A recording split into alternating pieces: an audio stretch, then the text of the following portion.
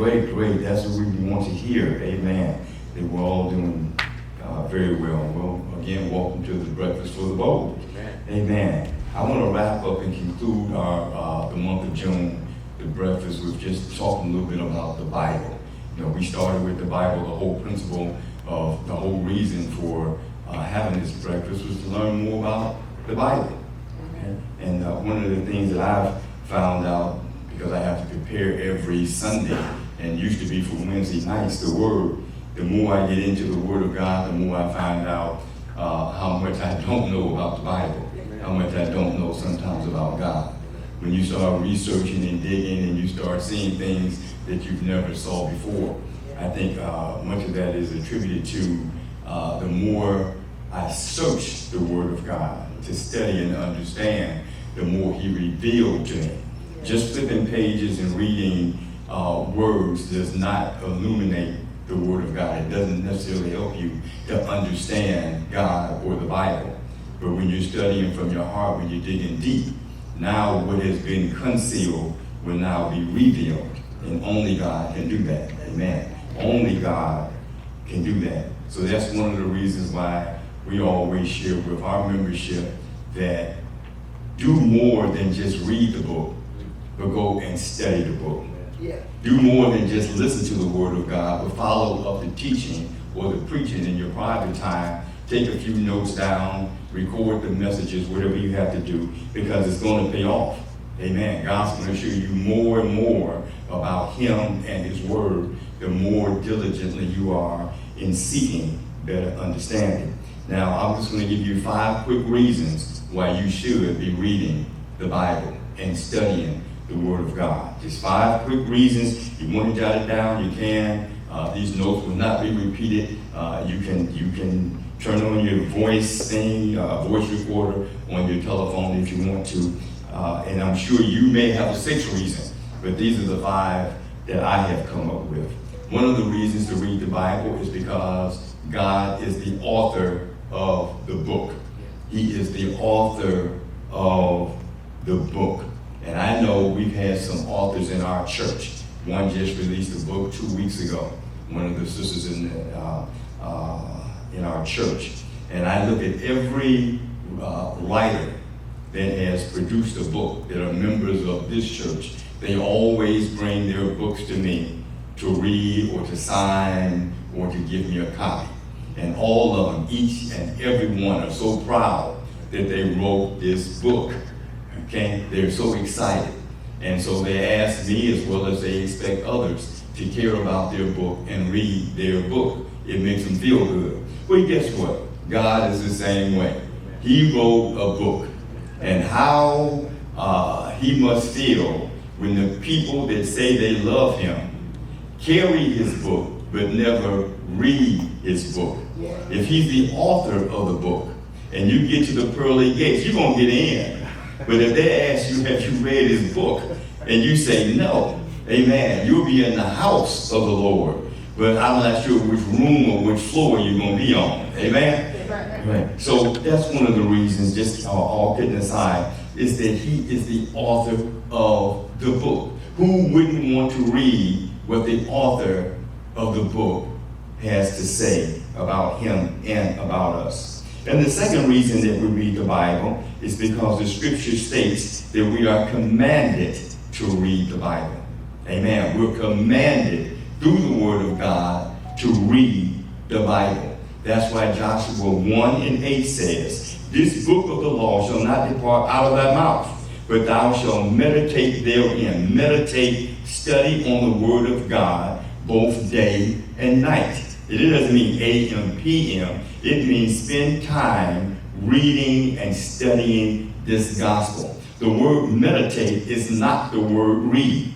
It is 2 different, completely different words with 2 completely different definitions. Amen. The reading, you can speed read, you can peruse through the Bible, but meditation takes more time. It takes more thought. It takes more effort, and it produces more benefits. So it says here to meditate on the Word of God the day and night, that thou mayest observe to do according to all that is written therein. If you don't meditate on the word, you don't read the word, how can one know, amen? Watch this. How can one know what to do? If it's according to the word and we haven't written the word, how do we know what to do and what not to do? Also, it's stated in 2 Timothy chapter 2:14, it says, study to show thyself approved unto God, a workman that needeth not to be ashamed, rightly dividing the word of truth. Let me read that again. It says study. It didn't say read. It says study to show thyself approved to who? Unto God. So if you want to be approved by God, where he looks at you and say, that's my child that loves my book, they're researching, they want to understand me, they want to understand them, then the instruction is to study the word of God. And then it says something down here that I've often heard people say, rightly dividing the word of God. Has anybody heard that before? Rightly dividing the word of God. How can you divide something you don't know? That's right. So you cannot divide the word if you don't know the word. That's the benefit that we have of those that are studying and digging deep in the word of God. We're equipped to divide that word, truth from lie. Matthew 4:4 says, but he answered and said, it is written. This is when Jesus Christ was tempted by the devil.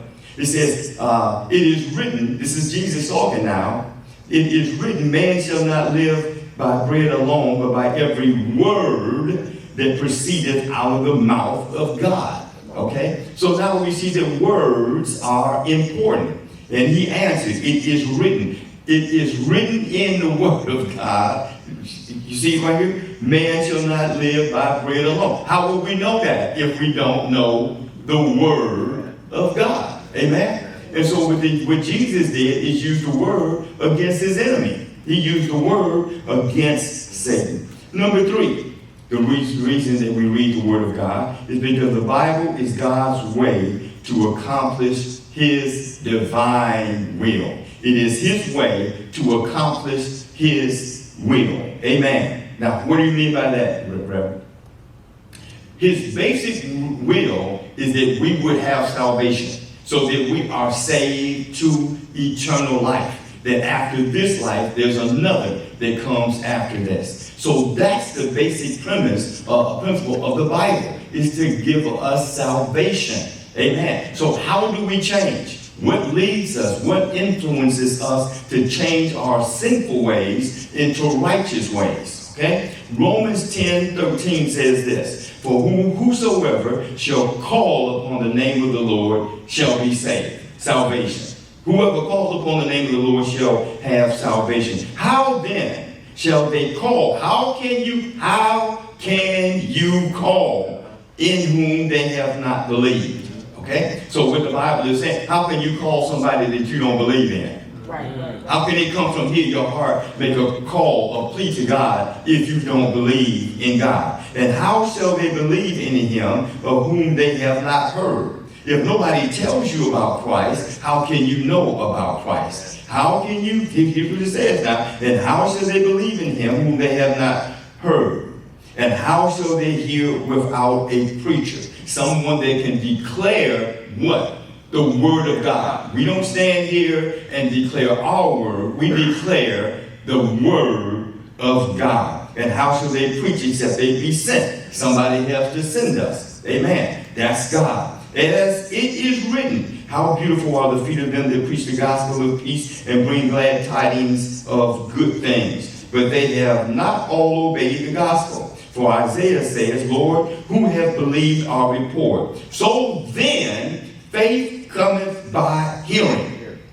Y'all heard that before? Anybody heard that before? Faith comes by hearing, and hearing by the what? The word of God. We have to hear the word of God. So that's why it's so important for us to go in and study and read the word of God. 1 Peter chapter 1:23 says, being born again, not of corruptible seed, but of incorruptible, by the word of God. 1 Peter 1:23, by the word of God. And the fourth reason is, saints are sanctified through the messages that are in the Bible. We're separated. We're sanctified. We're set apart. John 17:17 says, sanctify them through thy truth. Separate them through thy truth. Thy word is truth. The word of God is truth. So if we don't understand the word of God, then we really don't understand truth. John 15:7 says, if you abide in me and my words, where's the word? The word is in the book. Who wrote the book? God wrote the book. He's the author of the book. It says, if you abide in me and my words abide in you, you shall ask what you will, and it shall be done unto you. So it's talking to people that have abided in the word of God. And then lastly, why do we want to study and read and understand and know the Bible? Because our enemy, the devil, has read the book. Right. Amen? Our enemy, the devil, has also read the book. It says in Matthew 4, and I just touched on it, then the devil taketh him into a holy city and setteth him on a pinnacle of the temple and saith unto him, if thou be the Son of God, cast thyself down. Here's what the devil says, for it is written, he shall give his angels charge concerning thee. Why come against a devil that knows more about God than you do? Why try to come against and defeat a devil that knows the book that was designed for you to read, and he knows it better than you? Amen. Why is it that we can put the book to the side and try to fight the enemy? The enemy is going to win every time because we don't know the book. So it benefits us to get into the Word of God to study it. Amen. I got 3 minutes. I think I have 3 minutes. Yeah, I got 3 minutes. Let me just read this to you. May not have an opportunity to actually break it down. But it's 1 Corinthians chapter 2 and the 6th through the 16th verse. Read it and study it when you get a chance.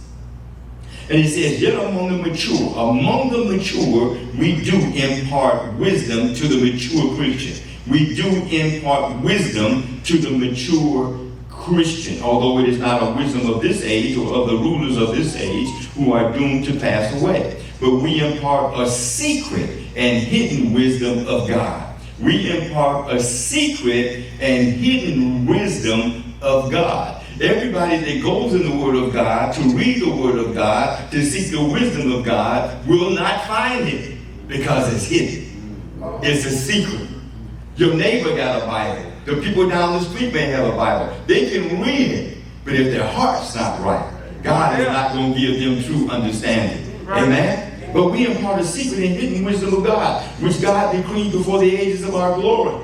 None of the rulers of this age understood this, for if they had, they would not have crucified the Lord of glory. So there were people going to church, but they crucified him anyway, because they didn't understand God.